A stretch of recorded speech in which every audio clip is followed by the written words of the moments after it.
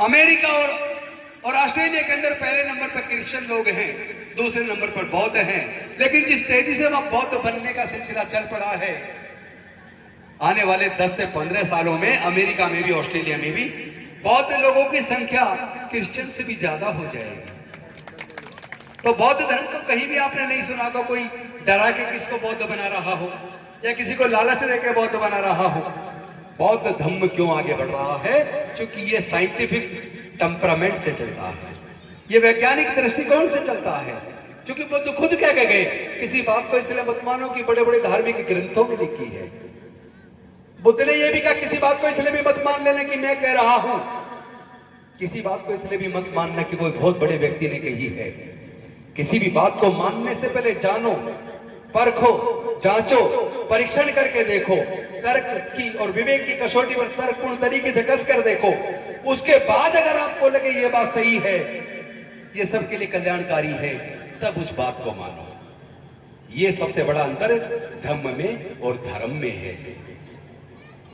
तो जो धम्म है वो कल्याणकारी है, मंगलकारी है। तो आपको और हमें मिलके सबको बुद्ध के धम्म पे चल के पूरे भारत को दोबारा से वो गौरव वापस दिलवाना है जो सम्राट अशोक के टाइम पर था। म्यांमार से लेकर काबुल कंधार तक, ईरान तक, इराक तक पूरा भारत बौद्ध में था। अभी पिछले सप्ताह खुदाई के अंदर मिस्र में भी बुद्ध की मूर्तियां निकली हैं। आज तक भारत के इतिहास में जितनी भी खुदाई हुई है, जितने भी प्राचीन मंदिर निकले हैं, सारे के सारे केवल बुद्ध के हैं, केवल बुद्ध के, किसी दूसरे के नहीं निकले। तो इस सच को जान लो कि हमारी कितनी रिच विरासत है, हमारे पूर्वज कितने रिच विरासत के मालिक थे, हमारी सांस्कृतिक विरासत कितनी, धरोहर कितनी बहुमूल्यवान है।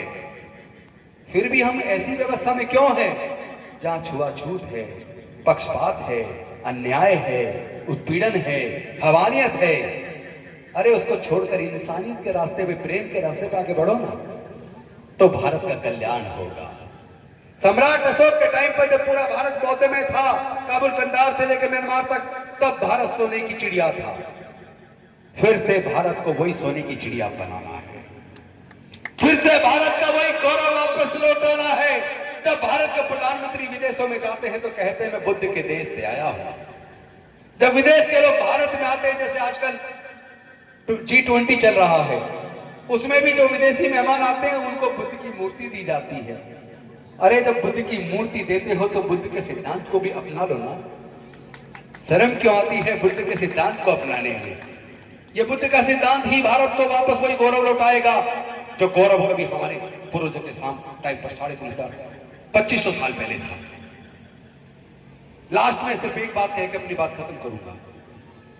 चौथे पे कमीशन में सरकारों ने 4th क्लास एम्प्लॉयमेंट को पूरी तरह बैन कर दिया और पूरा का पूरा वो क्षेत्र ठेके पे दे दिया।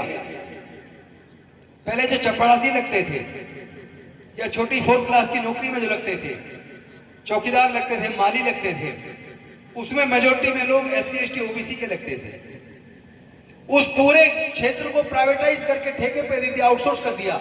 ठेकेदार उनको न्यूनतम मजदूरी भी नहीं देता और उनकी तनख्वाह में से आधी तनख्वाह हर महीने खा जाता है। सरकारें क्या अंधी हो गई हैं? क्या सरकारों को दिख नहीं रहा कि इन गरीबों का हक मारा जा रहा है? ये सब क्यों हुआ? ये सब हमारे समाज के लोगों को ये चाहते नहीं कि हमारे बच्चे पढ़ लिख के आगे बढ़े। वो चाहते नहीं कि हमारे बच्चे सरकारी नौकरियों में आए। वो चाहते नहीं है कि हमारे बच्चे उद्योगपति बने। वो चाहते हैं कि हमारे बच्चे मजदूर बने, क्योंकि जो मजदूर बन जाता है वो गुलाम बन जाता है। वो हमें गुलाम बनाना चाहते हैं।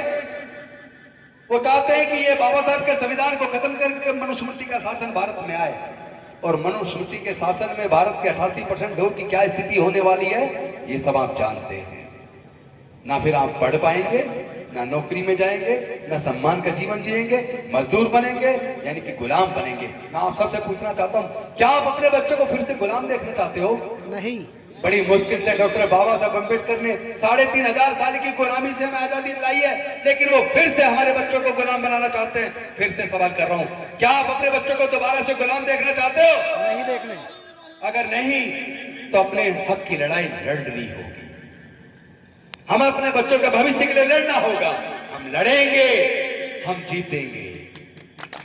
हम लड़ेंगे, हम जीतेंगे, लेकिन इस लड़ाई में अगर एक बाधा है तो वो बाधा जाति है।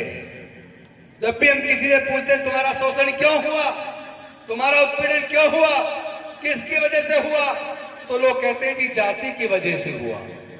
तो मैं आप सबसे पूछना चाहता हूं, अगर जाति की वजह से जातिगत उत्पीड़न होता है तो याद रखना, जब तक जातियां रहेंगी तब तक जातिगत उत्पीड़न रहेगा।